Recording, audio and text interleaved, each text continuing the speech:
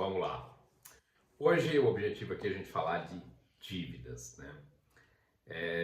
Você já se teve na situação, né, de muita preocupação, aquela questão se vai chegar no final do mês, as contas vão fechar, né? Se sim, né, tem uma boa, né, ou má notícia, na verdade, né? Você não está sozinho, tá? Assim, a maioria dos brasileiros, hoje tem uma estatística que diz que mais de 75% dos brasileiros, né, estão endividados, né?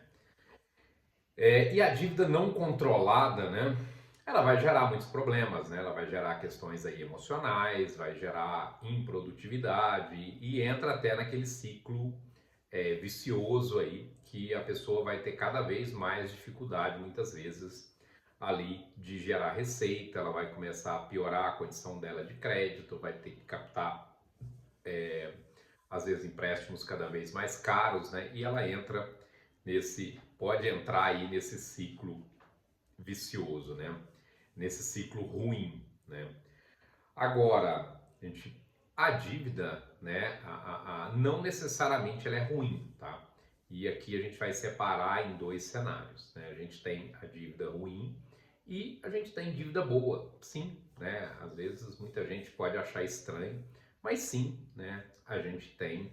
Se a gente pegar, gente, assim, os grandes milionários, né? As grandes empresas, normalmente eles vão ter muita dívida, tá? É muito comum, que aí é o que a gente chama da dívida de alavancagem, né? Ou seja, eu uso o recurso de outros para, né, impulsionar o meu negócio, né? As grandes empresas sempre vão fazer isso, né? Até antes de começar aqui, eu dei uma consultada, por exemplo, pensa uma empresa igual a Toyota, né? A Toyota, pela estatística atual, ela deve em torno de 250 bilhões, né? E você acha que a Toyota é uma empresa que está quebrando, que vai falir, que, né? Acho que ninguém pensa isso, né?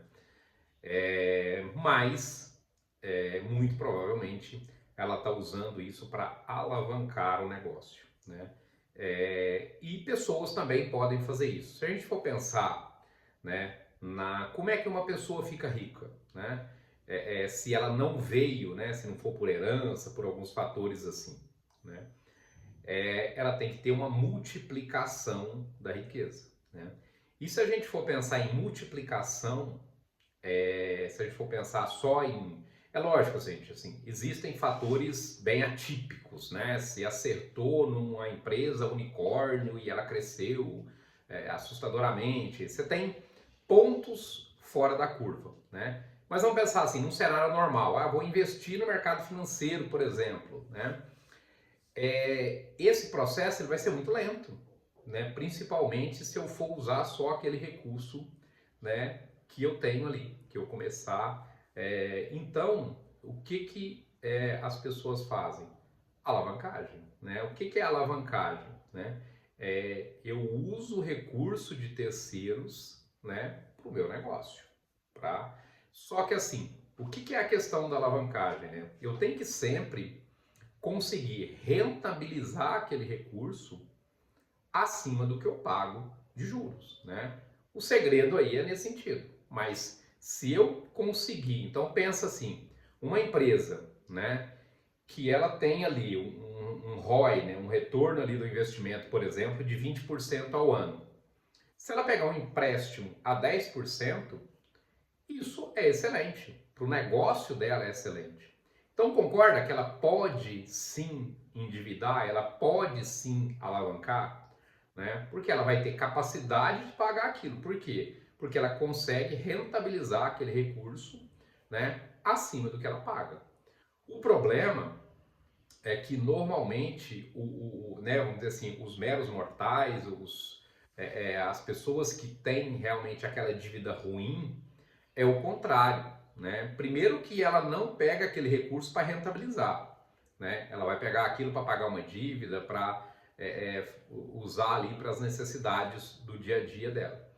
E ela vai sempre pegar isso a valores muito altos. Por quê? Porque normalmente o score de crédito dela não é bom, ela vai ter sempre mais dificuldade nesse sentido, né? Então essa dívida ela é muito ruim, né?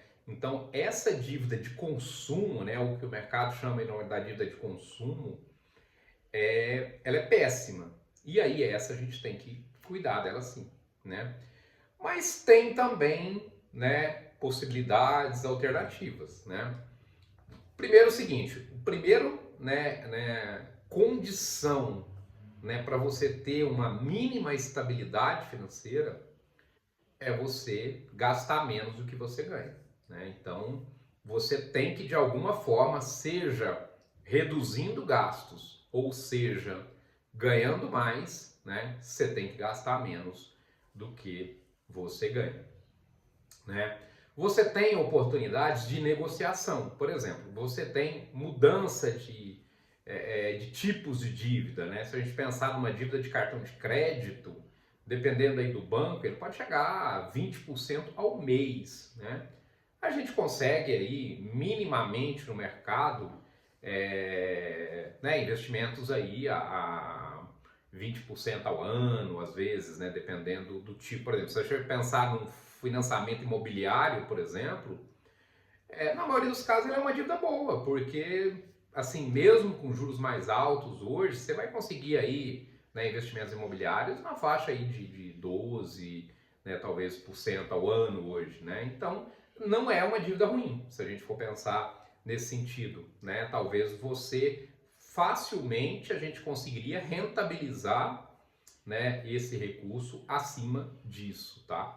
Mas então, as estratégias que a gente tem seria muito isso, né? Então, renegociar a dívida, a maioria das empresas tem né, essa condição de renegociação. Eu trocar uma dívida mais cara por uma dívida mais barata, né?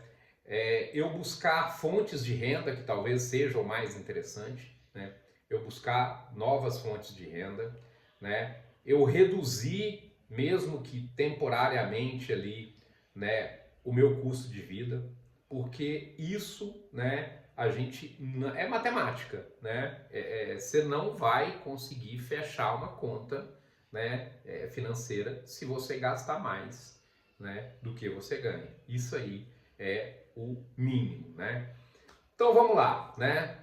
Comente aí, né, como é que tá? Tá endividado? Tem usado a dívida, né, num propósito bom? Vamos lá, né? Qualquer coisa, chama aí, né? É um mercado que eu gosto, uma área que eu gosto bastante e acho importante a gente ter essa visão, né? Que não é ter preconceito com dívida, não é ter restrição com dívida, é saber lidar com ela da melhor forma possível, tá? Grande abraço, com muita sabedoria aí e prosperidade. Excelente semana aí para todos.